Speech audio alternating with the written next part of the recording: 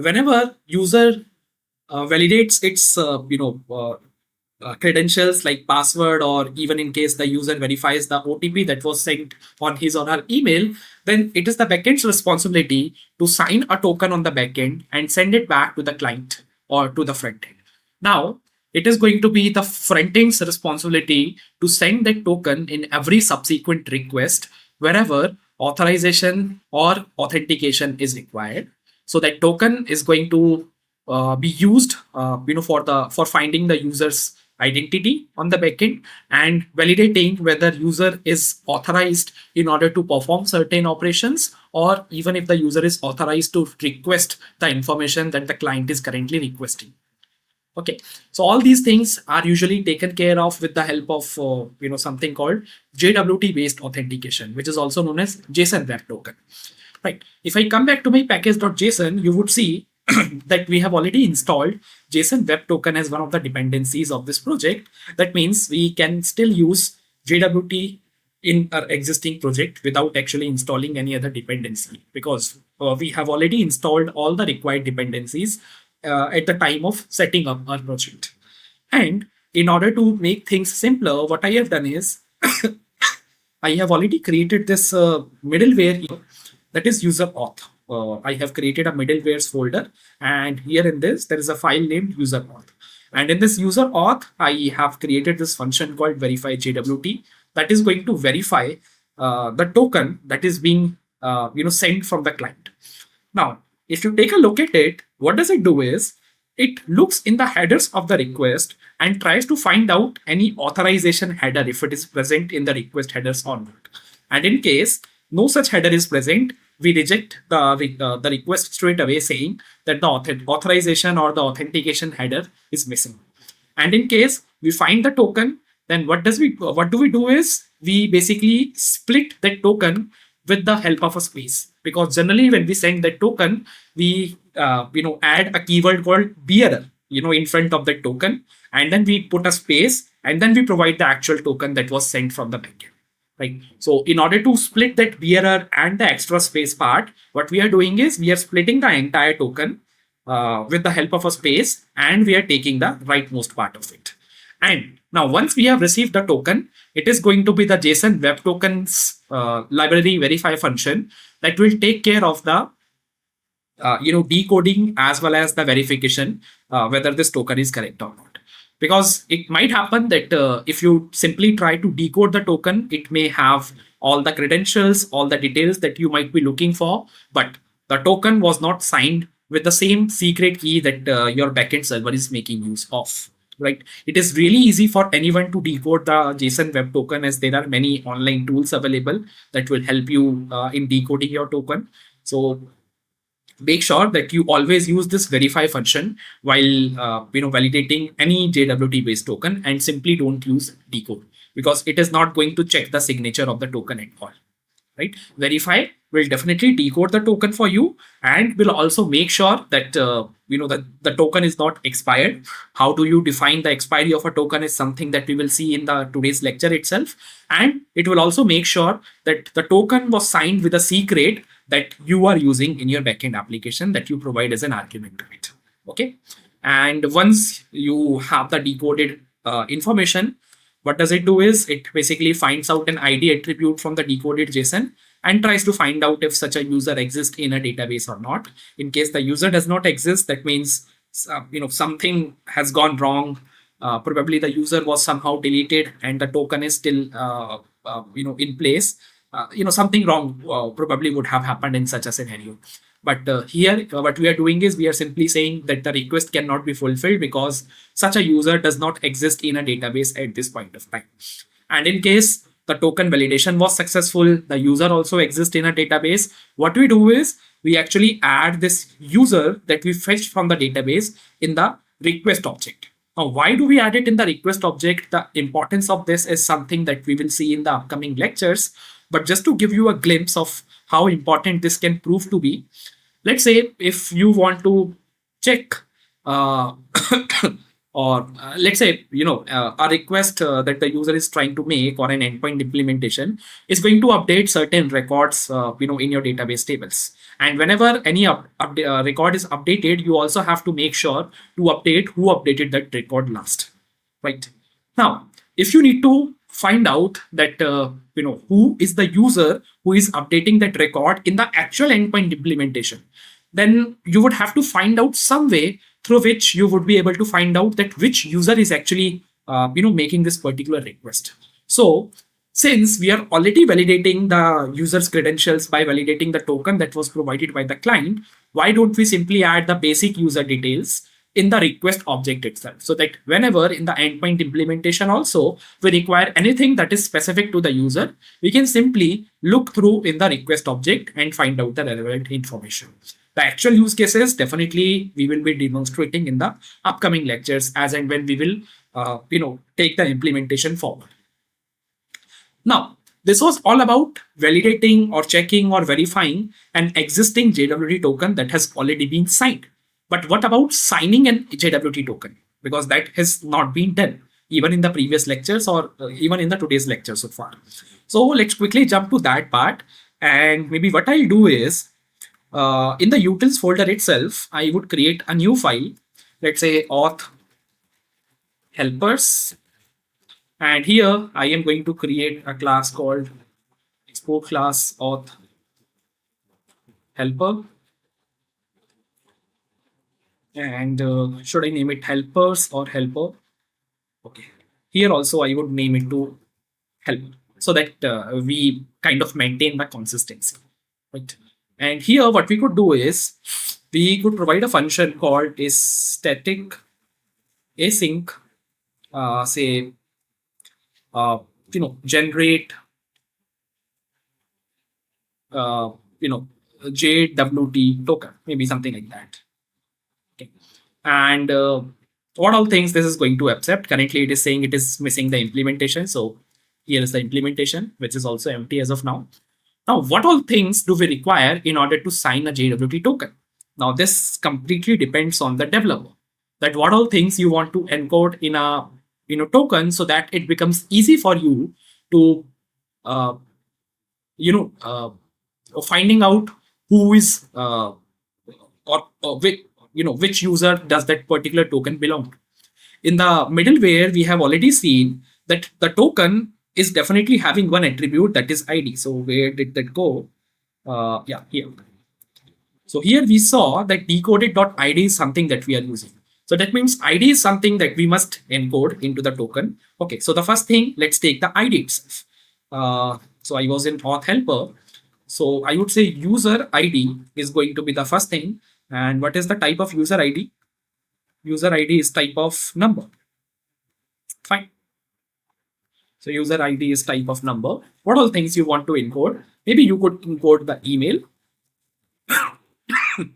Or maybe you could also encode the role. So role is going to be, I think, role user role, something like that. And since we are working with TypeScript, what we expect this function to return is also a string, right? Now this is going to complain that you are not returning anything or something. So just to make it silent, I would say fine, I'm going to be returning this. Okay, so this is saying that you have said it is to be, or you have defined this function to be async.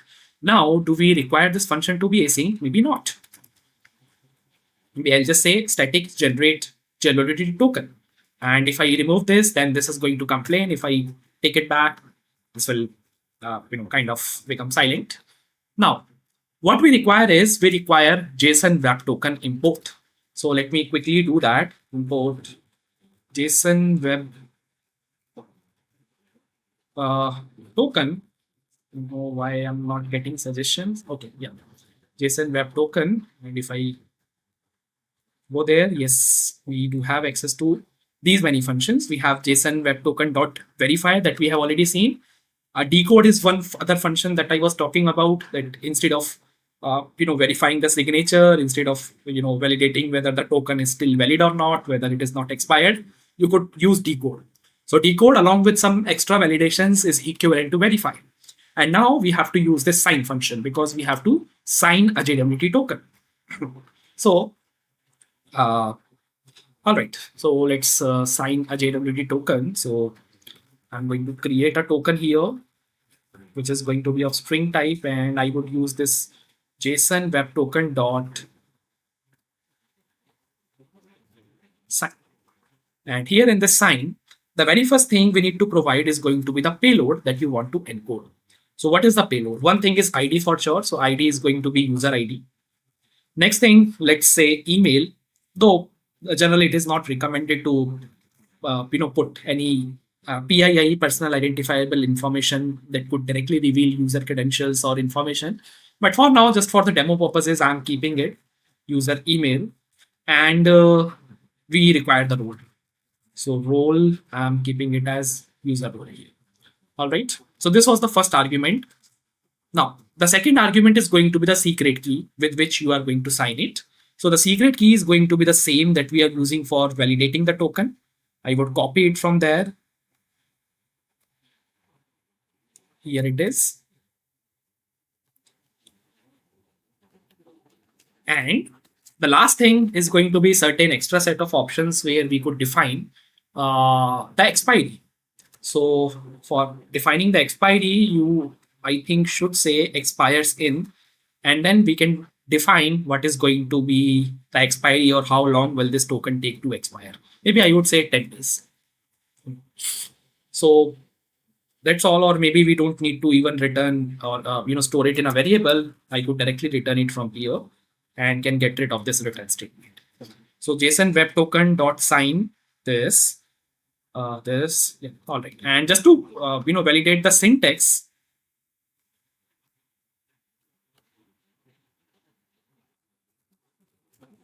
user. All right. Just to validate that the syntax that we have used is correct or not, maybe I would just validate it on the npm documentation just to make sure we are on the right path. So sign is all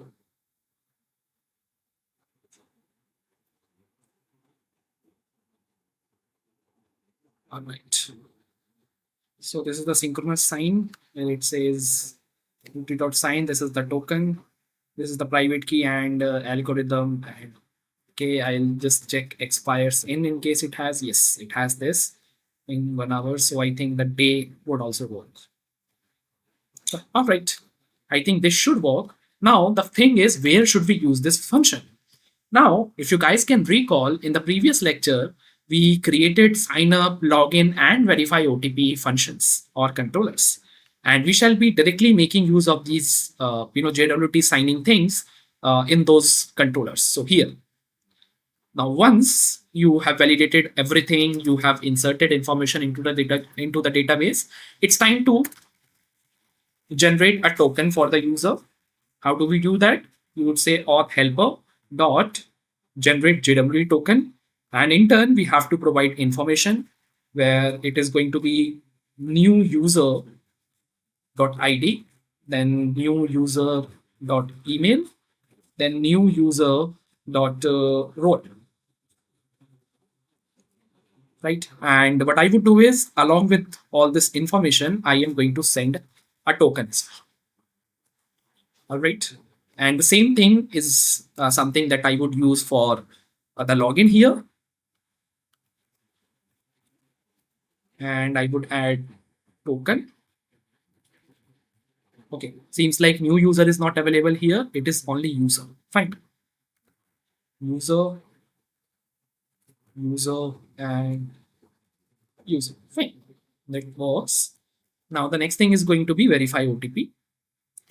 So verify OTP, again, I would place this function call here and would add the token. All right, let's see if everything is working. Okay, let me start the server. Yeah, the server is working fine. Now, let us come back to the Postman and let us see if everything is working. So what I would do is I would go to the login endpoint And since I am already providing the correct credentials, so I would see or click on send, and this time I would see if I am getting a token in return or not. So if I click on send, you would see that yes, I am indeed getting an additional attribute called a token. And this is the token that is going to reveal information about the user or anyone who was issued this particular token. And if I will go to any online decoder, one of this is JWT.io, I guess. Yeah. So if you paste your token here, you would see the information that it has. It has this ID, it has this email, it has this role, and this IAT and expiry defines that when was this token issued at. If you hover on this, it says something, and expires at is going to be something based on the expiry that we have set. So it was issued at 24th of October 23:35:53, whereas it will expire at 3rd of November 23:35:53. So it is going to be an exact 10 days difference. And that is exactly what was the expiry that was configured for issuing any JWT token, right? So you could see that how easy it is to decode any JWT token. And that is why it is always important for you to verify the JWT token before taking the request validation forward, right? Don't only use decode. Fine. Now this is okay, but now we will have to find out the token that we are signing. Are we able to verify or validate the token or not? So let us take a look at what all routers we have. So okay, maybe what I'll do is I will add another router here. Okay, this test router is available here. Maybe what I would do is I would add token validation. Okay, successful. And this is a message that I want to send in the end. And in console.log, I don't want anything to happen. But this is not that simple. Where are we specifying that we want to execute this function that we had created in the middleware's file? I kind of okay, fine. So yeah, this is the function verify JWT, and we will have to specify that when this function is to be invoked, because function will never be invoked by itself. We will have to somehow configure it to be invoked at certain scenario. Like we will need to trigger this function somehow. So how do we do that? Now, in order to trigger this function, what I'm going to do is, firstly, I'm going to import this user auth. And here I am going to create a new variable, say private auth, which is going to be equals to user auth dot verify JWT. Now this auth private variable contains the definition or implementation for this verify JWT function. And what I will do is I will say that when anyone hits this test endpoint, what you need to do is you need to execute this function. And if the function execution was successful, if you have called this next middleware here, then only the control will move forward. In case you don't call this next middleware, in that case, the request is not going to move forward into the chain. And in case any error comes, then you would call the error middleware, the default error middleware that has been configured on the application. So make sure that you call this next at the end of the implementation, just to send the control forward into the chain, into the hierarchy. Okay. Now this is done. Let me see if app is running. Yes, app is running too. So coming back to user router. So we have to hit the test endpoint. Let's see what happens if we hit the test endpoint now. So, okay, what is the name? Oh, sorry. Okay, this is the post. Well, this could be anything, but yeah, I was just confirming that what is the request method. So test. Now, currently we are not providing anything in the headers that is actually being checked in this verify JWT function. And let's see what happens. If I click on send, it says authorization header is missing. Yeah, that's true. So what I'll go do is I would go to headers, and here I would say authorization, and the value I would provide say ABC, something like that. Okay. I will click on send, and this time it says, you know, JWT must be provided. Now, where is this error coming from? Let me come to, okay, again, I kind of lost the middleware. Okay, yeah, here it is. Now it says JWT not provided is a message that is not something custom from our end, but it is being thrown from the library itself. JWT must be provided. Right. Now, what I'm going to do is I firstly need to get that token back, and in order to get that token back, I will again need to hit this login endpoint.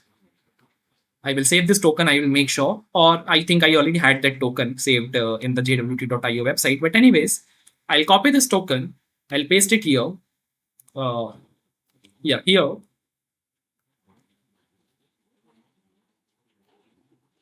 And here I'm going to provide the token, the exact token as it is.